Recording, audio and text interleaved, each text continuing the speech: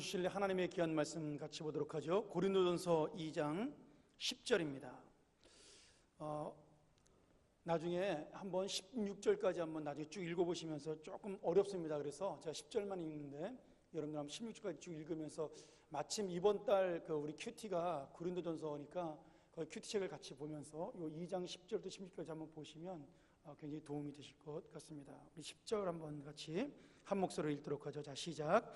오직 하나님이 성령으로 이것을 우리에게 보이셨으니 성령은 모든 것 곧 하나님의 깊은 것이라도 통달하시느니라. 아멘.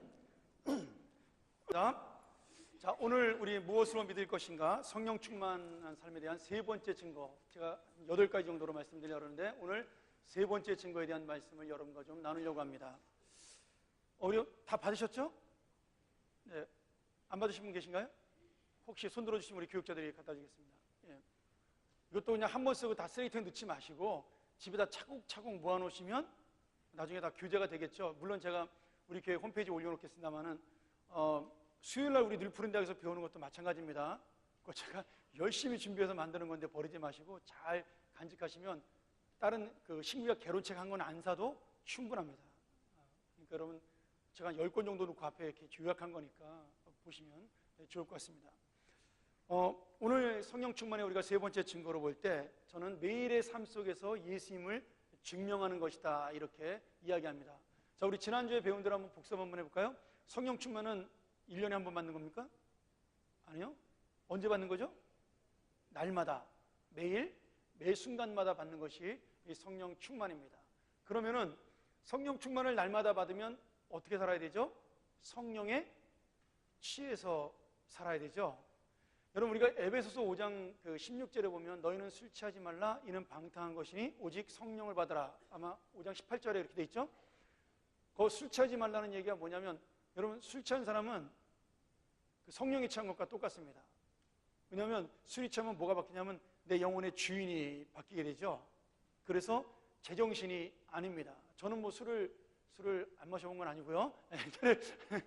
옛날에 조금 제가 목사 안 하려고 했을 때 다른 주님을 좀 섬긴 적이 있었는데 그때 좀 이렇게 맛은 봤습니다만은 그 주님을 마시면은 내 안에 주님도 바뀌게 되죠. 뭘로 바뀌냐면 술이라는 주님으로 약간 바뀌게 됩니다. 그래서 평상시에 좀스럽던 사람이 좋게 변하면 기분 좋게 되고 또 얌전한 사람은 폭력적이 돼서 사람을 때리기도 합니다. 저는 여러 명 봤습니다. 얌전한 사람이 술 마시고 나면 변해가지고 이렇게 폭군이 되는 모습 막 때려 부시고 때리고 막 이런 것을. 근데 그런 모습을 통해서 우리가 뭘 바뀌었냐면 내 안에는 영혼의 주인이 바뀌는 거죠. 주인이. 그 주인이 바뀌면 주인이 하라는 대로 움직이게 됩니다. 다시 말하면 술 취하지 마는 것과 성령 충만이 왜 중요하냐? 주인이 누구냐는 거예요. 그러니까 성령 충만은 지금 우리의 주인이 누구라는 거죠? 성령이시라는 겁니다. 성령. 여러분 예수 믿는 사람들이 단지 뭐 술 먹지 말라 그게 뭐 술 먹으면 뭐 죄고 그런 차원의 문제가 아닙니다. 그럼 미국 사람들은 포도주 마시는데 포도주는 술 아닌가요? 미국은 아무리 보수적인 교단도 포도주는 마시거든요. 근데 저는 아예 포도주도 안 마신단 말은 오해받을까봐 포도주를 마시는 건 뭐예요? 포도주는 술이 아니라고 생각을 하기 때문인 거죠. 그래서 이렇게 저녁에 와인 같은 거 식구들끼리 모여 앉았을 때 간단하게 건배하면서 한 잔씩 합니다. 근데 거기도 알코올이 들어있기 때문에 먹으면 알딸딸해져요 사실은. 근데도 불구하고 그것을 마시는 것은 지금 이 성경에서 말한 것이 술 자체가 죄다 아니다를 말하는 게 아니라 술을 마심으로 인해서 그 안에 있는 주인이 바뀌기 때문입니다. 여러분 우리나라는 특별히 더 이게 중요합니다. 왜냐하면 서양 사람들은 술을 취하려고 마시는 사람들은 주정뱅이밖에 없습니다. 알코올 중독자면은 취하려고 마시잖아요. 대부분은 이야기하기 위해서 마십니다. 이야기하기 위해서. 그래서 우리가 파티에 가면 기분 좋게 이야기하기 위해서는 칵테일을 마시고 와인 같은 걸 마시지 그리고 가벼운 맥주 정도를 마십니다. 독한 술은 안 마십니다. 절대로 파티에서. 왜냐하면 술을 먹으려고 모인 것이 아니라 이야기하려고 모였기 때문이죠. 근데 우리나라는 일단 마셨다면 어떻게 마셔요? 갈 때까지 가는 겁니다. 그렇죠? 네, 갈 때까지. 어디 갈 때까지요? 집에 갈 때까지. 1차, 2차, 3차, 4차. 제가 미국 살 때 어떤 친구가 저한테 물어봤어요. 저 유학할 때. 야, 한국에 폭탄주라는 게 있는데 이게 뭐냐 저한테 물어보더라고요. 내가 야, 나 목사인데만 내가 그걸 어떻게 하냐. 내가 웃으면서 그런데 나도 모른다 그랬죠. 근데 제가 나중에 그 이야기 듣고 집에 가서 인터넷으로 찾아봤더니 폭탄주가 뭐냐면 뭐 여러 가지 술을 이렇게 짬뽕해가지고 마신다는 거죠. 난 도대체 왜 그걸 마시는지 모르겠어요. 그렇게 독하게 마시면 어떻게 하려고. 우리나라 사람들의 특징이 마시면 갈 때까지 마시기 때문에 선교사님들이 오셔서 술을 딱 금지시킨 거예요. 절대 안 된다고. 절대 안 된다는 나라는 우리나라밖에 없습니다. 또 우리나라 사람들이 선교사님들이 이제 선교로 와가지고 술과 담배와 그리고 그 도박을 금지시켰어요. 그 이유가 있습니다. 도박은 왜 금지시켰냐면 우리나라 어른들이 왜 농사 짓고 나면 겨울 내내 할 일이 없잖아요. 그러니까 맨날 사랑방에 앉아가지고 동네 사랑방에서 뭐 했어요? 그냥 이거 한 겁니다. 땡 잡으려고. 그래가지고 인생 망치는 걸 너무나 많이 봤기 때문에 선교사님들이 도박을 멈추게 했어요.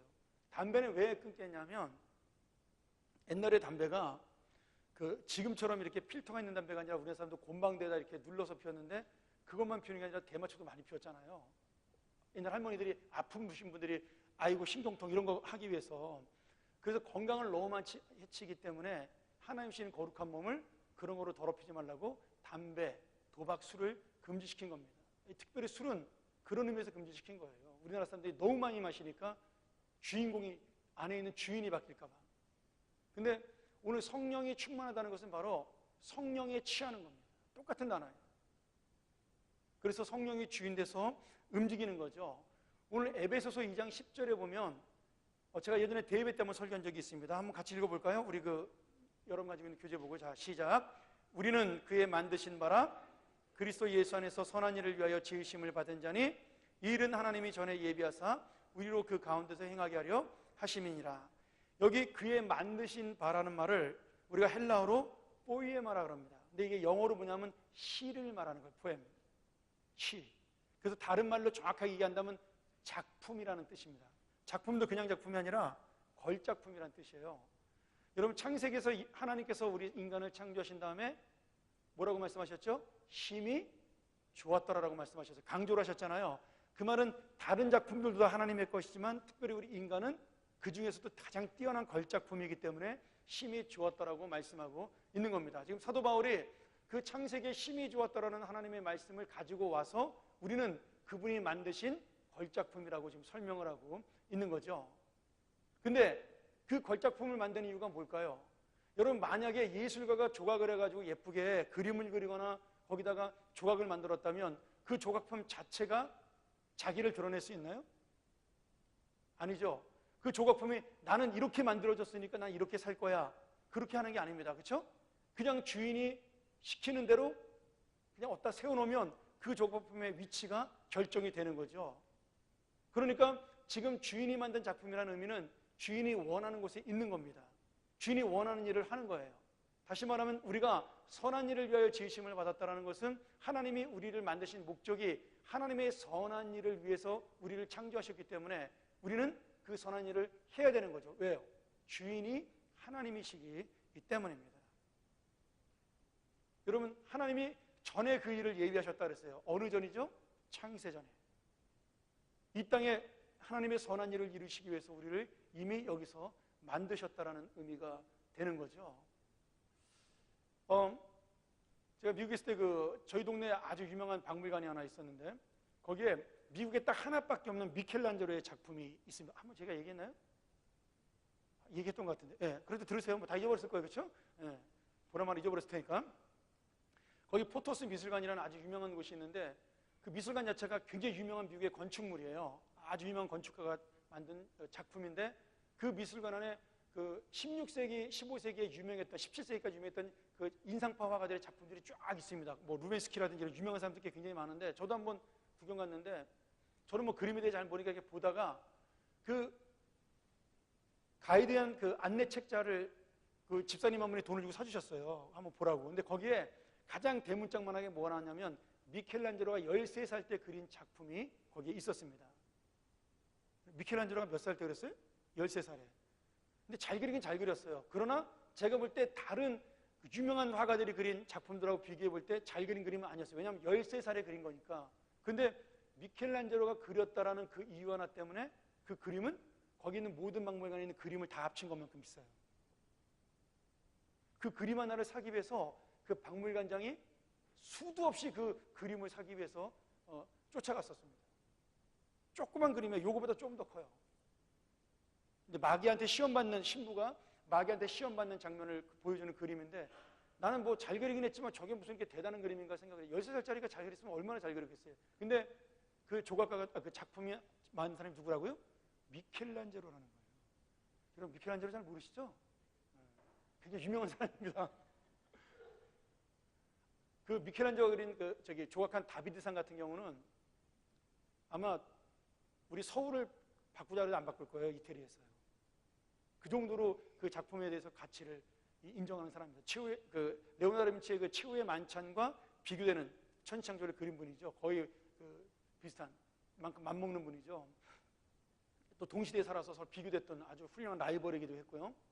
근데 그 작품 자체가 중요한 것이 아니라 그 작품을 그린 사람이 누구냐로 그 작품의 운명이 결정이 되는 거죠. 가격이 결정되는 거고요. 그저께 신문에 우리 청경자 화백이라고 우리나라 유명한 미인돌 그렸던 그 아주 멋진 여류 미술가가 있습니다. 그분이 이제 돌아가셔서 그 뭐라 그러나 그 추모식이라 그러나 그런 거 했는데, 재밌는 거는 그분이 그린 미인도가 가짜예요. 가짜예요. 근데 본인이 가짜라고 그린 사람 본인이 가짜라고 얘기했는데 다른 미술가들이 진짜라고 얘기해가지고 아직도 그 그림은 진짜로 붙어 있습니다.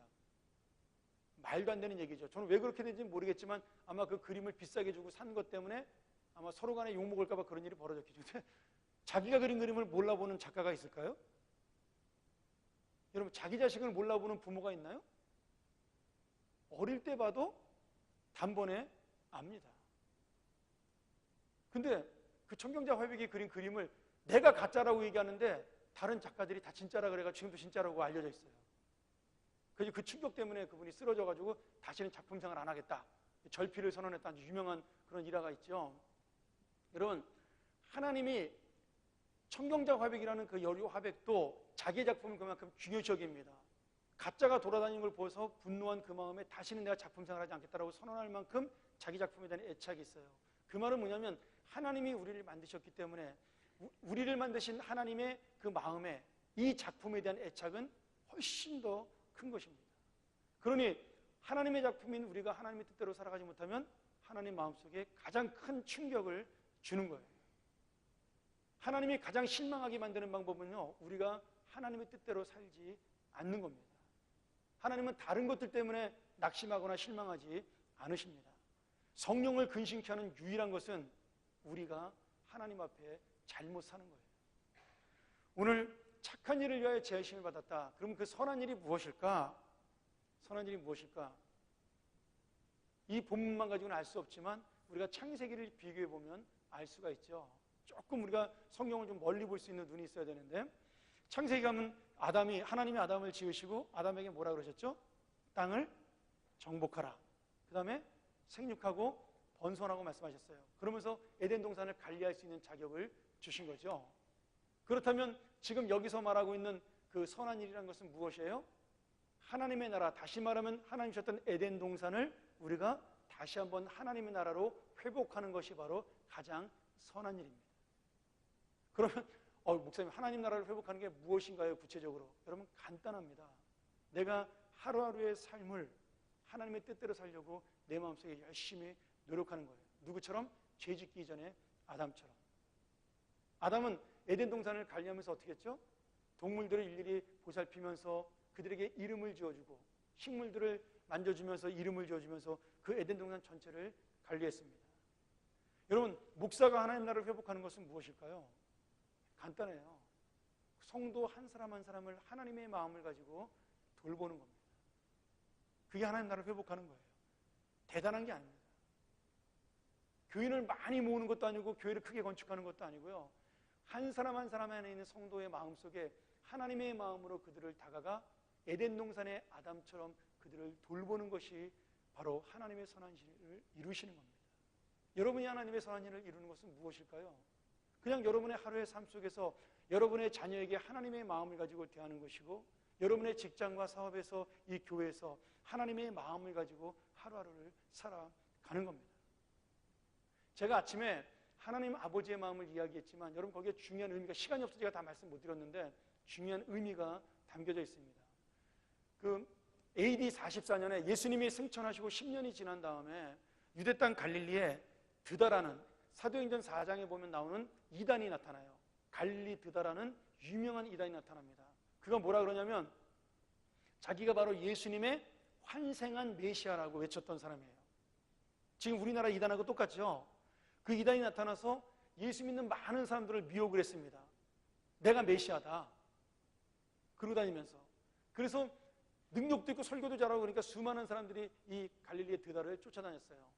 그때 이 갈릴리 드다가 가짜라는 것을 알고 있는 예수님의 제자 중에 한 사람이, 12제자는 아니겠죠. 그러나 예수님을 쫓아다녔던 제자 중에 한 사람이 그 드다를 찾아가서 그렇게 물어봤습니다. 만약에 당신이 예수님의 환생이라면, 정말 메시아라면 당신의 손에 못자국을 보여달라, 이렇게 요청을 했어요. 십자가에 매달렸던 그 흔적들을 보여달라, 가시면증을 썼던 흉터들을 보여달라. 그랬더니 그 질문을 받고 드다가 한참 고민하다가 말도 없이 도망가 버렸어요. 왜 도망갔을까요?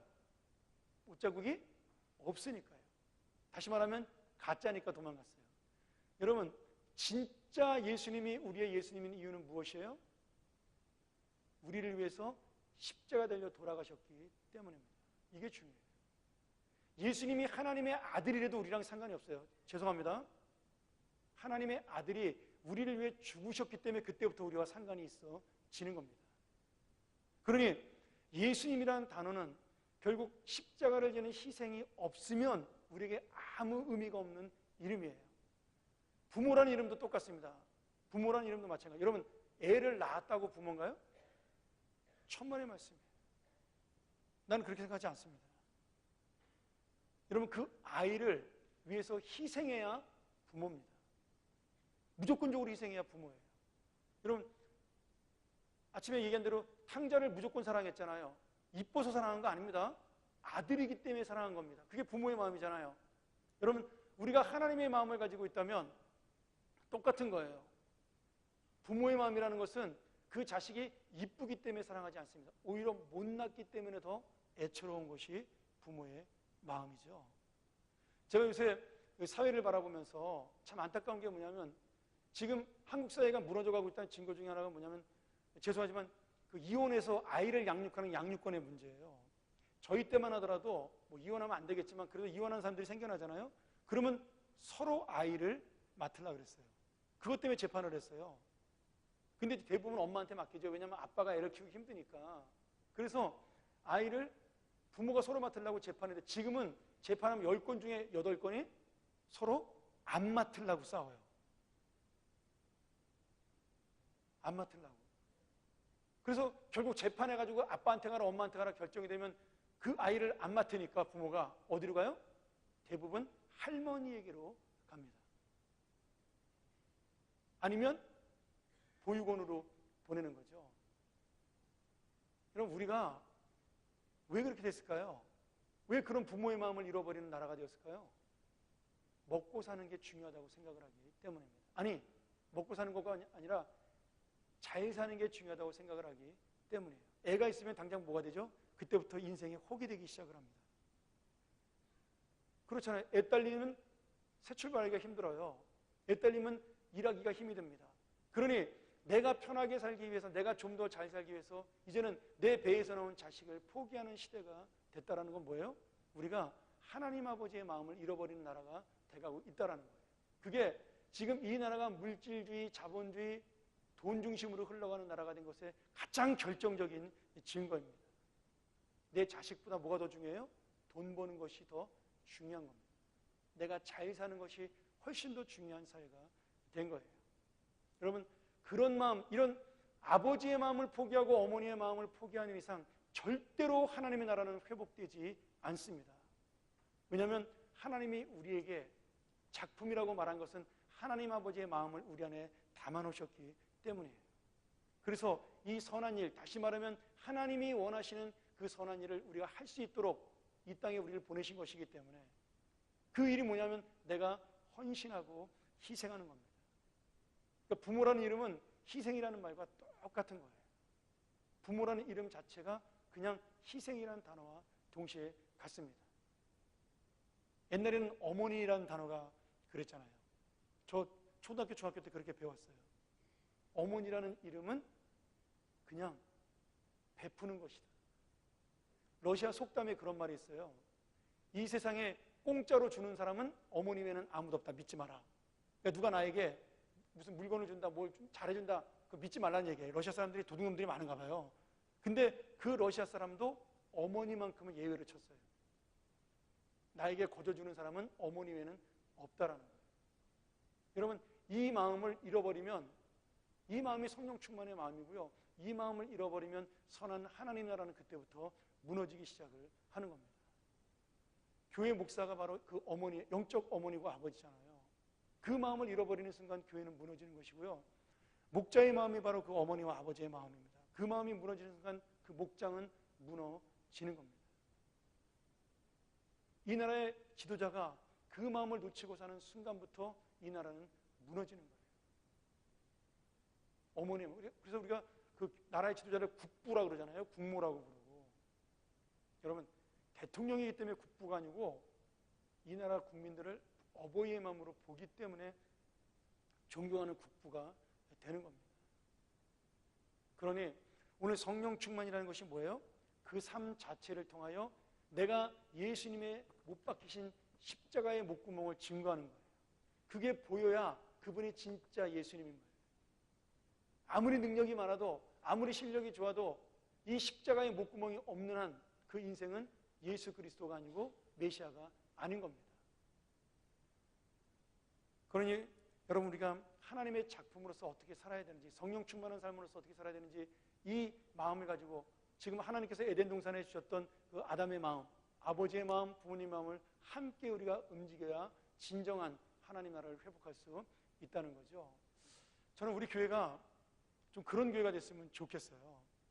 뭐 그런 마음을 가지신 분들이 참 많아요. 감사하게도. 그렇지만 좀 더 고민해서 내가 정말 저 사람을 바라볼 때 아버지의 마음을 가지고 보고 있는가, 어머니의 마음을 가지고 보고 있는가. 제가 대학 때 좀 얘기가 길어지면 중요한 얘기니까 물 한 잔 마시고요. 저만 마셔서 죄송합니다.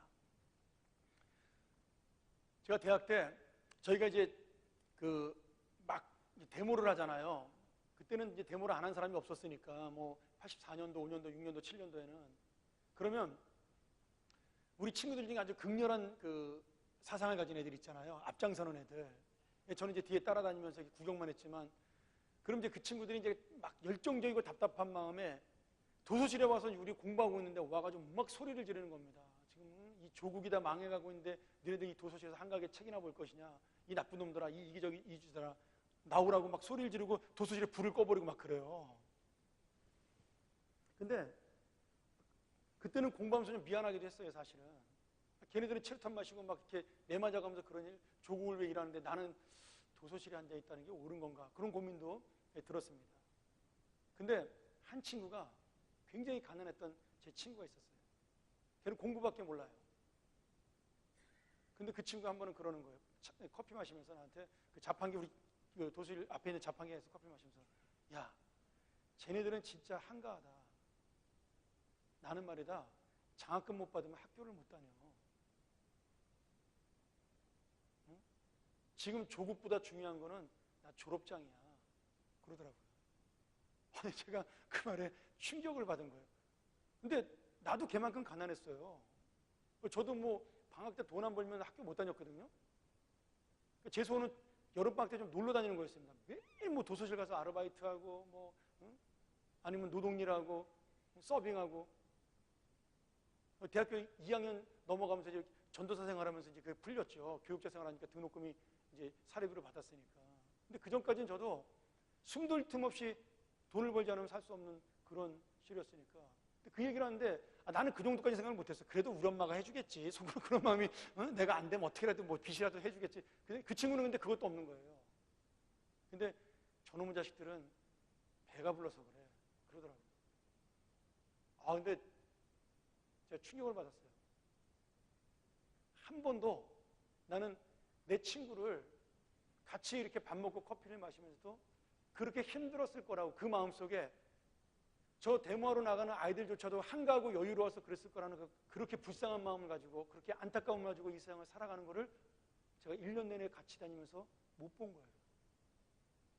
그래서 생각을 바꿨습니다. 어린 마음에 철이 좀 들었죠. 그 얘기를 듣고. 어떤 거냐면, 이 세상 사람들이 남들이 하지 않는 일을 하는 것은, 아니면 남들이 하는 일을 못하는 것은 그 사람 나름대로의 이유가 있구나.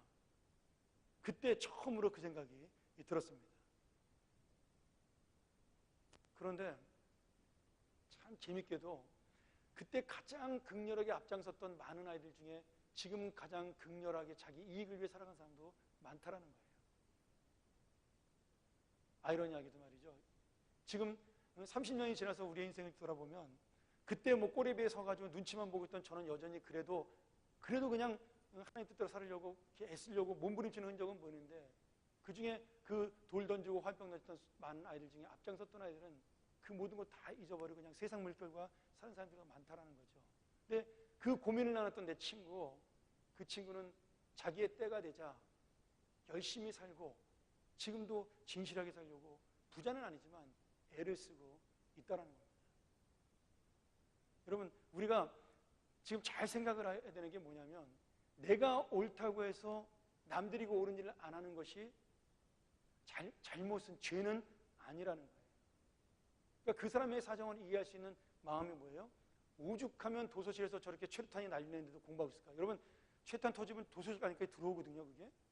그럼 막 코 맵고 난리잖아요. 근데도 거기서 막 해서 도망가는 애들도 많아요. 아유, 공부 못하겠다 그러는데 그 친구는 끝까지 남아서 마스크 쓰고 공부하거든요. 그렇게 해야 될 절박한 이유를 이해하지 못하면서 이 나라를 살리겠다고 데모한다면, 친구를 한 사람을 이해하지 못하면서 조국을 위한다고 이야기한다면, 나는 뭔가 모순이 있지 않나라는 생각을 그때 처음으로 어린 마음에 하게 된 거죠. 그래서 저는 누가 이렇게 얘기를 하면 거절을 잘 못해요. 목사님, 제가 너무 힘들어서 이 사역을 그만두고 싶습니다. 그러면 저는 안 됩니다라고 얘기를 해야 되는데 사실 잘 거절을 못합니다. 그럼 집사님 쉬세요. 내년에 하시죠. 저는 그런 말을 잘해요. 물론 목사가 된다면 이제 좀 강해져서 단단해서 안 됩니다라고도 이야기하지만, 정말 필요한 분이면은. 근데 오죽하면 저분이 그런 얘기까지 할까라고 그 마음이 앞장서는 마음이 있다라는 거죠. 뭐가 옳은 건지 모르겠어요. 그런 분들을 악착같이 설득을 해서 일을 시키고 올바르게 살게 하는 게 좋은 건지, 아니면 그분의 마음을 이해해서 그분과 함께하는 마음을 갖는 것이 옳은 건지, 아직도 저는 잘 솔직히 어떤 게 정답인지 모르겠지만, 그러나 중요한 것은 아버지의 마음이라면 그 사람을 이해하는 거라는 거죠. 제가 왜 저렇게 했을까? 여러분, 탕자 둘째 아들이 돌아왔을 때 아버지가 오죽했으면 거지가 돼서 나한테 다시 왔을까? 그 마음이 들었을까요? 저는 왼수 같은 놈 저걸 때려잡아야 돼, 그랬을까요? 여러분, 잘 생각하셔야 돼요. 하나님의 마음이 어디에 있느냐는 거예요. 우리가 교회에서 사람들을 바라볼 때 우리의 마음이 어디에 있느냐라는 거죠. 뭐 성격적으로 직설적이고, 저도 그렇습니다만 미운 말도 잘하고 그런 사람도 있어요. 그러면 그냥 이해하세요. 아유, 저분은 그냥 뭐가 힘든가 보다.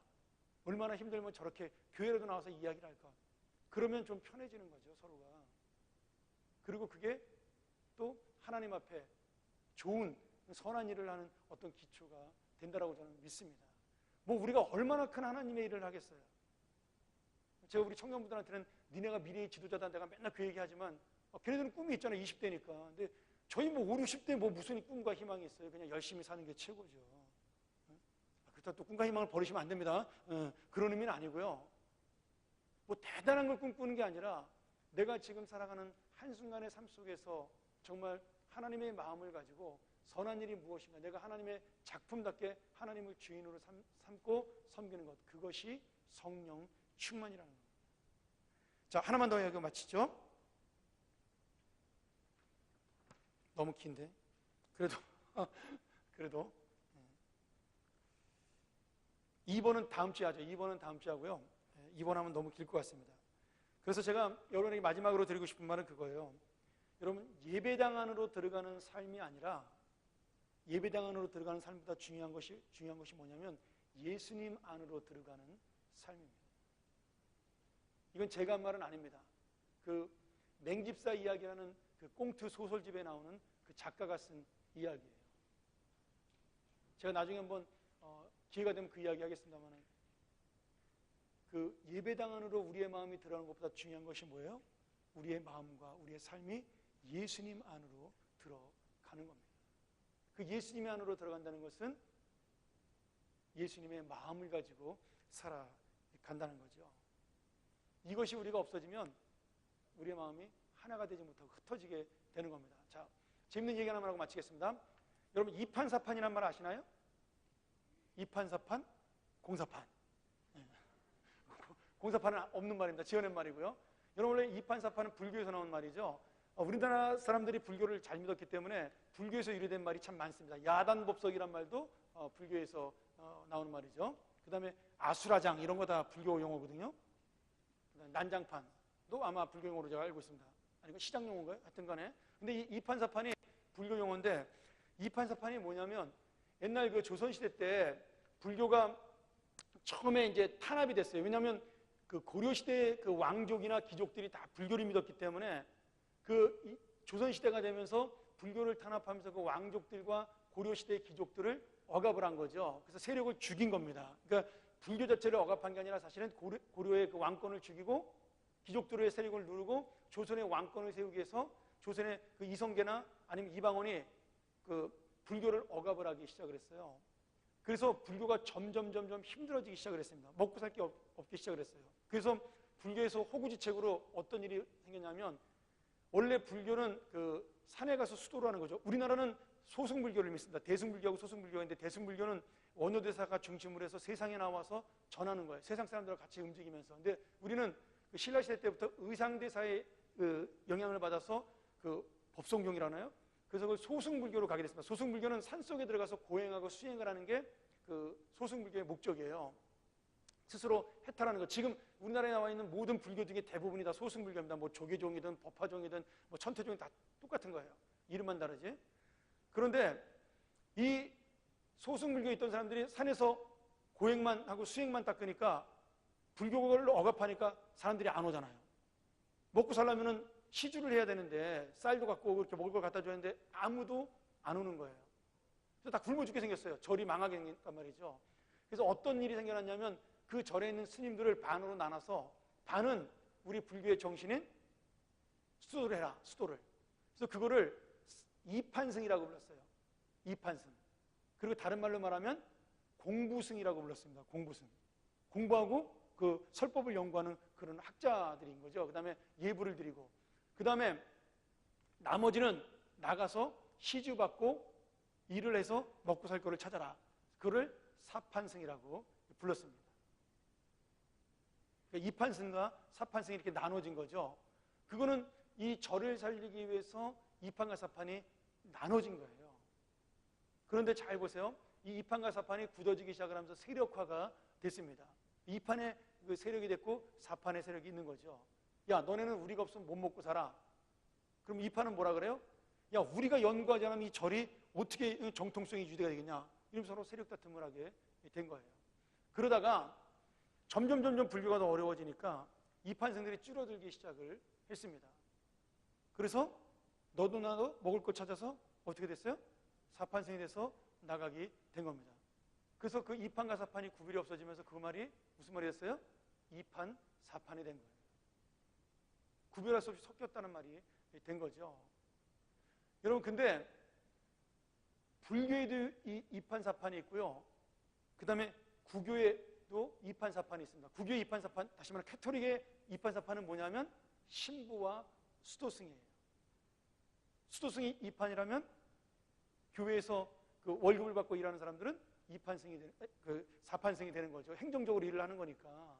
근데 유일하게 우리 개신교인 기독교는 이판과 사판의 구별이 없는, 동시에 이 모든 일을 존재하는 사람들이 된 겁니다. 왜 그런지 아세요? 하나님이 구별하지 않으셨어요.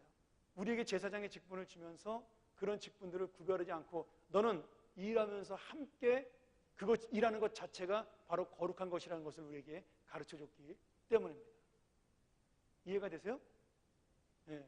여러분, 우리가 설교하고 기도하고 예배드리는 것만이 거룩한 것이 아니라 그런 이 판의 일만 거룩한 것이 아니라 내가 교회에서 봉사하고 행정을 보고 밖에 나가서 일을 하면서 직장을 다니고 이런 모든 것들이 다 하나님의 거룩한 일로 인정을 받게 된 거예요.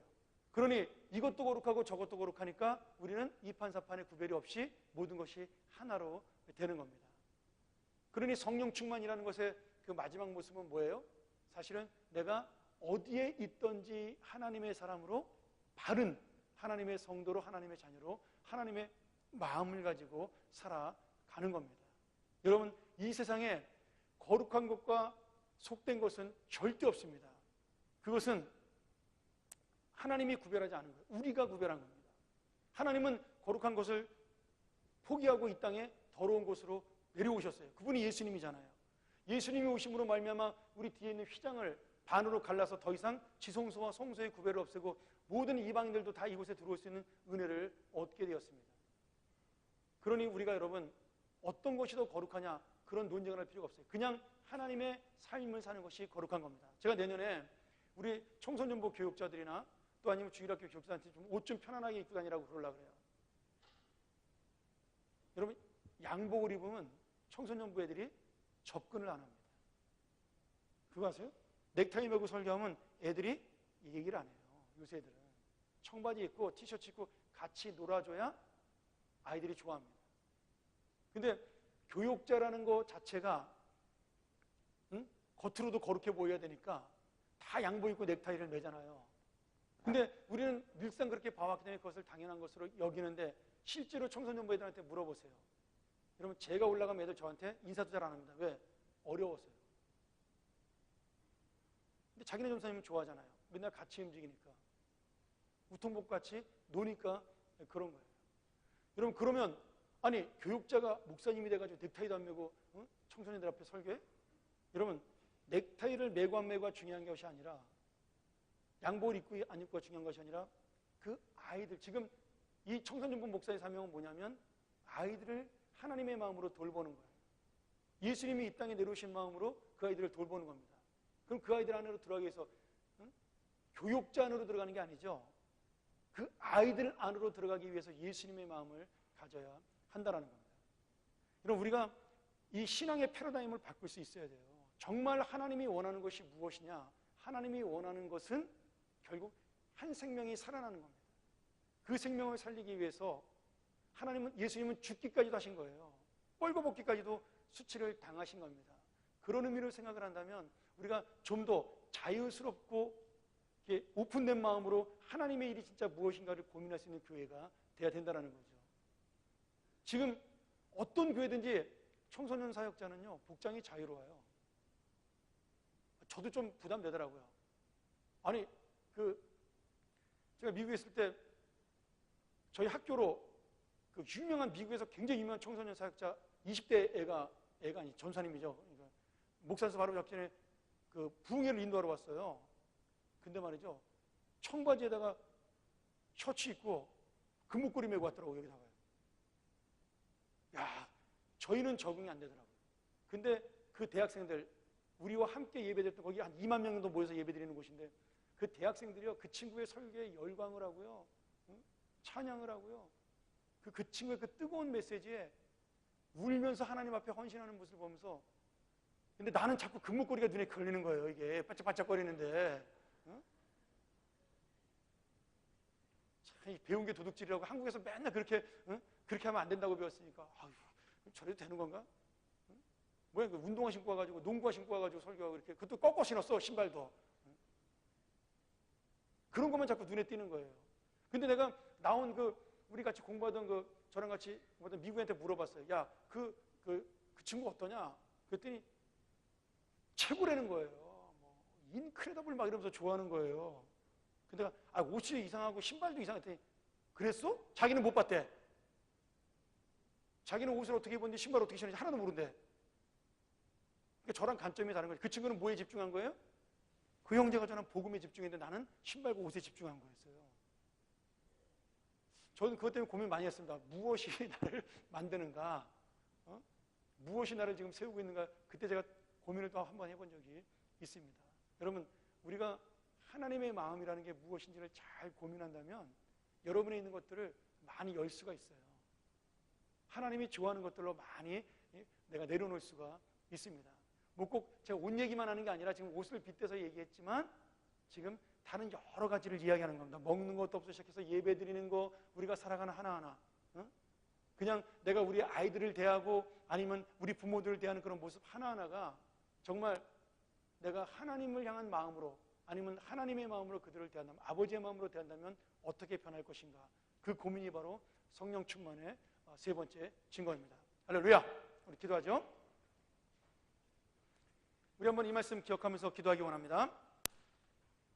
하나님, 내가 하나님의 마음을 가지고 살 수 있도록 인도하여 주시옵소서. 매일의 삶으로 예수님을 증명하는데 내가 눈에 보이는 것으로, 화려한 것으로, 외적인 것으로 증명하는 것이 아니라 내 안에 있는 심령이 예수 안에 들어가서 증명할 수 있도록, 하나님의 나라로 들어가서 증명할 수 있도록 인도하여 주시옵소서. 우리 같이 한번 우리 통성으로 기도하고 제가 축도하고 마치도록 하죠. 기도합니다. 자비하신 아버지 하나님, 오늘 우리가 하나님의 작품으로 만들어진 사람답게 하나님의 선한 일을 이룰 수 있도록 인도하여 주시옵소서. 우리가 성령 충만의 증거가 매일의 삶으로 예수님을 증명하는 것이라고 배웠는데 어떤 것이 예수님을 증명하는 것인지 깨닫게 하여 주시옵소서. 나의 선입관으로, 나의 고정관념으로, 나의 이 가치관과 나의 사고로 하나님의 일을 막는 자가 되지 않도록 도와주시고, 아버지 하나님, 거룩한 것이 정말 무엇인가 이걸 깨닫고 내 인생 속에 날마다 하나님의 마음을, 아버지의 마음을 가지고 살아가는 우리 귀한 성도들 되게 도와 주시옵소서. 예수님을 증명하여 하나님의 나라를 회복하는, 예수님만으로 들어가는 그런 귀한 삶을 살아갈 수 있도록 인도하여 주시옵소서.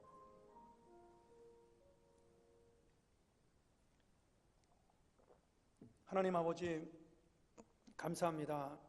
오늘 이 오후에 피곤한 몸을 이끌고 우리가 다시 한번 모였지만 이 말씀 앞에 머리를 숙이며 깊이 있게 이 말씀을 생각하는 우리 교우들 되게 하심을 감사합니다.